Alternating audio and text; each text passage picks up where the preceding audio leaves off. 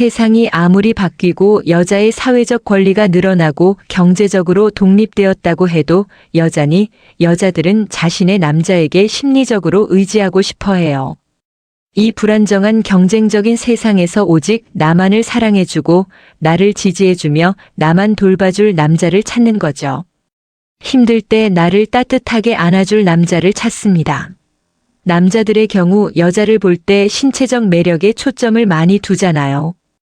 몸매나 피부, 머릿결들, 이 외면적인 아름다움에 정신을 못 차리죠. 물론 결혼 상대자를 볼 때는 좀 다른 면을 예를 들어 성격이나 경제적 능력, 가족 등을 보죠. 여전히 여자의 매력은 놓치기 싫은 검증 대상과도 같죠. 따라서 어리고 매력적인 여자는 남자에게 주식시장으로 치면 상종가를 탔다는 표현도 듣는데요. 보통 어린 여자가 피부 등 신체적 매력이 훨씬 월등하기 때문에 남자는 같은 조건이면 어린 여자에게 매우 매력을 느끼죠. 특히나 피부의 밝음 상태는 나이에 있어서 큰 차이가 있는데요. 지노이드라는 여자만 갖고 있는 지방이 피부에 밝은 빛을 내주며 그 밝고 신선한 빛이 남자들의 마음을 녹인다고 해요. 미스김처럼요. 그럼 여자는 어떨까요? 여자들도 물론 연하남에게 신선하고 귀여운 느낌 당연히 느끼고 또 사랑스럽게도 생각이 들어요. 하지만 남자의 신체적 매력은 여러 고려사항 중에 하나에 할 뿐이지 오히려 내가 의지할 수 있고 믿을 만한 남자인지를 더 중요하게 생각해요. 그럼 나이 많은 남자의 어떤 면이 여자들에게 매력을 느끼게 하는 것일까요? 여자에게 연인 또는 배우자를 찾는 데 있어 신체적 매력은 많은 요소들 중에 하나일 뿐이지. 그 남자의 성숙도나 따뜻함, 배려심에 더 높은 점수를 주는 경우가 아주 많아요. 어린 남자의 경우 남성 호르몬의 폭발로 인하여 정서적으로 불안정하고 거친 면을 보이잖아요. 이런 남자의 경우 여자들에게 있어서 남성적인 매력을 어필할지는 몰라도 정신적인 세련다임이나 안정감을 줄 수는 없거든요. 오히려 나이가 많아 신체적 매력은 좀 떨어질지 몰라도 나를 배려해주고 따스한 정신 세계를 가진 남자가 여자들에게 더 큰 매력을 느끼게 해주죠. 하나 더 이야기하면 어린 남자는 보통 경제력도 떨어지죠. 물론 매력에 있어서 돈이 전부는 아니지만 돈을 벌어본 사람은 세상을 어느 정도는 알고 또한 그로 인해 정신적인 성숙도도 높은 게 일반적이라고 할 수 있어요. 또한 돈이 없으면 경제적으로 의지할 수가 없고 이건 정신적으로 의지할 수 없게 만드는 연쇄작용을 일으키기도 하고요. 결국 여자들이 남자를 선택함에 있어 안정감이란 매우 중요한 요소가 되는데 나이가 많은 남자들은 심리적으로나 경제적으로나 그 가치를 가지고 있을 가능성이 연하남보다는 높아요.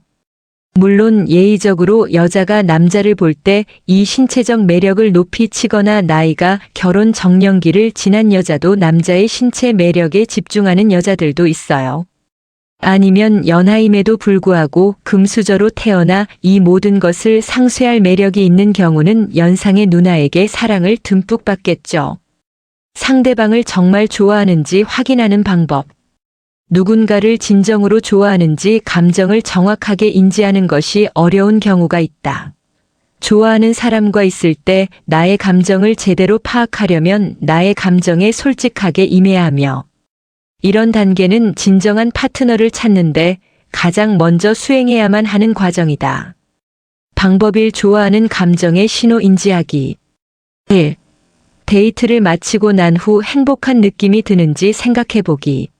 누군가를 좋아하는지 파악하려면 좋아하는 그 사람과 둘만의 시간을 보내야 한다.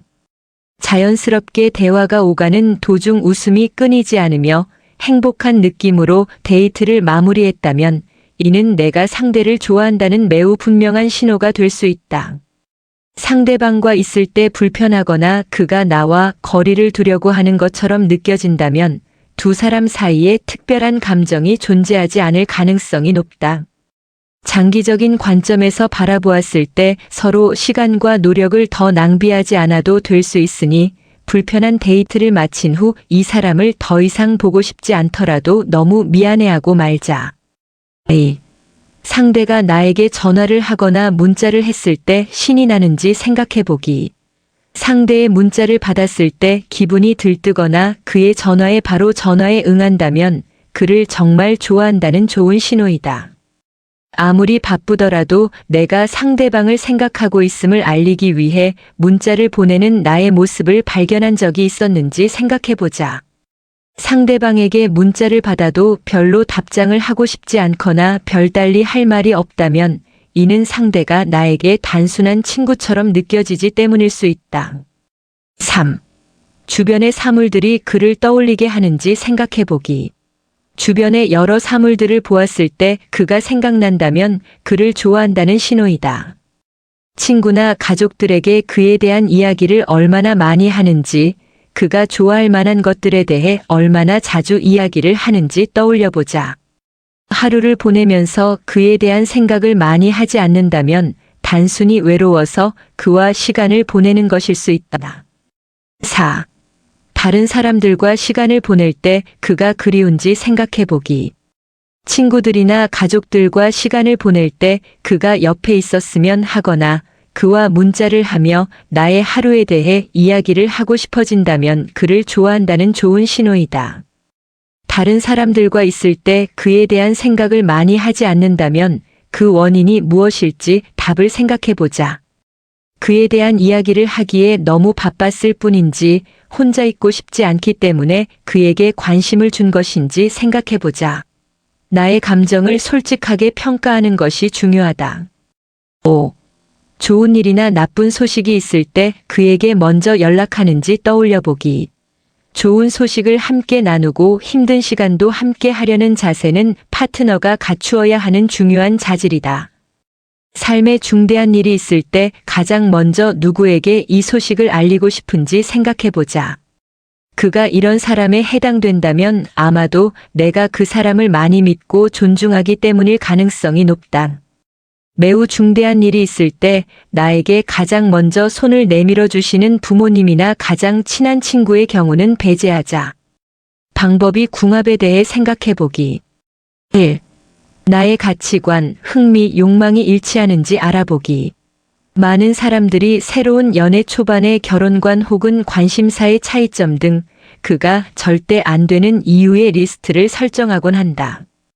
데이트 상대에게 그의 도덕적 관념이나 취미, 미래 계획에 대해 물어보고 내가 생각하는 가치관과 잘 맞는지 혹은 가치의 차이점들이 이후에 문제가 될 수 있을지 생각해보자. 예를 들어 우정에 있어서 가장 중요한 가치는 뭘까? 혹은 농담으로 삼기에 너무 과한 주제는 뭘까? 등의 질문을 던져보자. 더 깊은 질문을 물어도 괜찮은 단계가 되었다면 연애 관계에서 특별히 바라고자 하는 점은 완벽한 파트너가 갖춰야 하는 점이 무엇일까? 등의 질문을 해보자. 작은 부분들이 중요할 수 있음을 기억하자. 주말에 하고 싶은 일은? 혹은 산으로 떠나는 캠핑을 좋은지, 바다로 떠나는 휴가를 좋은지 등의 질문을 통해 일상적인 관심사가 비슷한지 확인해보자. A. 팔이나 손 스킨십을 통해 육체적 매력이 느껴지는지 알아보기. 육체적 매력을 느낄 수 없는 사람과 사귀는 것은 쉽지 않다. 상대의 팔이나 손을 가볍게 만져보고 상대가 나에게 편안함을 느끼는지 알아보고 나의 마음도 나타내보자. 상대에게 전혀 스킨십을 하고 싶은 마음이 없다면 친구처럼 느껴지기 때문일 수 있다. 스킨십을 했을 때 상대가 불편해하는 것 같다면 아직 사귈 준비가 되지 않았음을 의미하는 신호가 될 수 있다. 육체적 매력에 대해 생각할 때 나의 마음과 직관을 주시한다. 그와 스킨십을 하거나 육체적 거리를 좁히고 싶은 마음이 들지 않는다면 그를 진정으로 좋아하지 않는다는 신호이다. 3. 그의 성격이 마음에 들고 그의 의견을 존중할 수 있는지 생각해보기. 아름다운 외모를 갖춘 사람들이 세상에 많이 있지만 외모나 육체적 매력보다 생각을 존중할 수 있는 사람을 만나는 것이 중요하다. 상대를 떠올렸을 때 그의 자상함이나 지적인 모습이 가장 먼저 생각난다면 상대의 진실된 모습을 좋아함을 의미하는 좋은 신호이다. 상대의 성격과 생각을 존중할 수 있다면 매력적인 외모를 가진 사람을 찾는 것도 괜찮다. 하지만 오직 외모에만 끌리는 편이라면 시간이 지날수록 좋아하는 감정이 사라질 수 있다. 방법 3. 감정을 깊게 점검하기. 1. 신뢰할 수 있는 사람과 나의 감정에 대한 이야기를 나누어 보기. 믿을 수 있는 친구나 가족 구성원과 나의 감정에 대한 이야기를 나눠보자. 다른 사람의 생각을 듣고 난 후 더 명확하게 현재 상황을 들여다볼 수 있는 경우가 있다. 그와 있을 때 느끼는 나의 감정에 대해 친구나 가족에게 이야기를 해보고 그들의 생각을 들어보자. 혹시 비밀이 누설되거나 골치 아픈 상황에 놓이지 않도록 내가 좋아하는 그를 직접적으로 알고 있지 않는 친구를 선택하는 것이 좋다. 내가 듣고 싶지 않은 이야기를 들었더라도 기분 나빠하지 않는다. A. 혼자 있는 것이 두려운지 스스로에게 물어보기. 아주 짧은 시간 동안이더라도 솔로의 시간을 보내는 것을 두려워하는 사람들이 있다. 혼자 시간을 보내는 것을 좋아하지 않고 단순히 누군가와 함께 있고 싶은 것이라면 좋아하는 감정이 진실되지 않을 가능성이 높다. 새로운 도시로 이사해서 친구가 없기 때문에 혹은 단순히 혼자 있고 싶지 않기 때문에 그를 만나는 것은 아닐지 생각해보자. 혼자 있는 것에 대한 두려움을 떨쳐버리고 싶다면 혼자 있는 법을 배워보자. 그와 함께하지 않을 때의 감정을 진단할 수 있도록 가끔 혼자만의 시간을 보내면서 나의 감정을 되돌아보자. 3. 질투의 감정에 대해 알아보기. 누군가를 좋아하는 원인이 불편함과 언짢은 감정을 동반하는 질투인 경우가 종종 있다. 그가 다른 사람과 시간을 보낼 때 슬픔이나 분노의 감정이 느껴진다면 내가 그를 진정으로 좋아하지 않는다는 신호일 수 있다.